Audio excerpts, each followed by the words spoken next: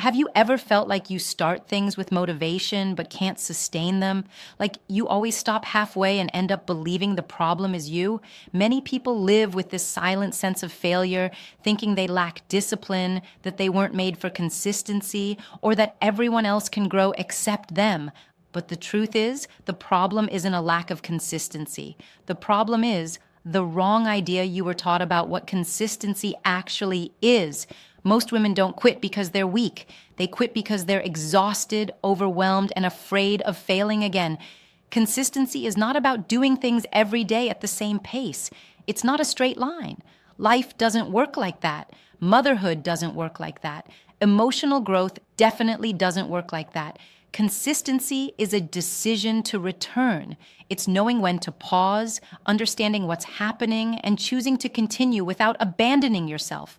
Imagine someone who has always lived inside a fence. Inside that fence, everything is predictable. It may not be comfortable, but it's familiar. That fence represents the comfort zone, emotional patterns, old fears, and even the pain you've learned how to tolerate.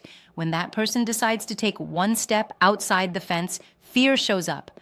Outside the fence, there's no control, no guarantees, no manual. And every time you start something new, change the way you raise your children, try to position yourself differently, or decide to take better care of yourself, that's exactly what you're doing, stepping outside the fence. Fear doesn't appear because something is wrong. Fear appears because something is new. Growth always brings insecurity. The problem is that we were taught to believe that fear means incapacity, when in reality it means expansion.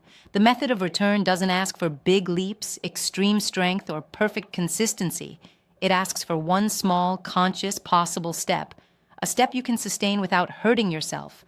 Stopping does not break consistency. What breaks consistency is refusing to return. At some point, an unexpected noise appears, a mistake, a criticism, emotional exhaustion, frustration. Pausing in that moment is not failure. It's emotional maturity. It's intelligence. It's self-care. The problem begins when you use that pause to attack yourself, blame yourself, and convince yourself that you'll never change. Many women don't suffer because they stop. They suffer because they punish themselves for stopping. They create a cycle of guilt, shame, and quitting that repeats itself. Thoughts like, I always do this, I can't stick to anything, or there's something wrong with me. The method of return breaks this cycle with a simple but powerful decision. Come back as you are. Come back from where you stopped. Come back without humiliating yourself. That is real consistency. In real life, consistency looks like caring for your emotional health even when you fail. It looks like adjusting your motherhood without calling yourself a bad mother. It looks like returning to projects without believing you have to start from zero. It looks like continuing even without perfect motivation.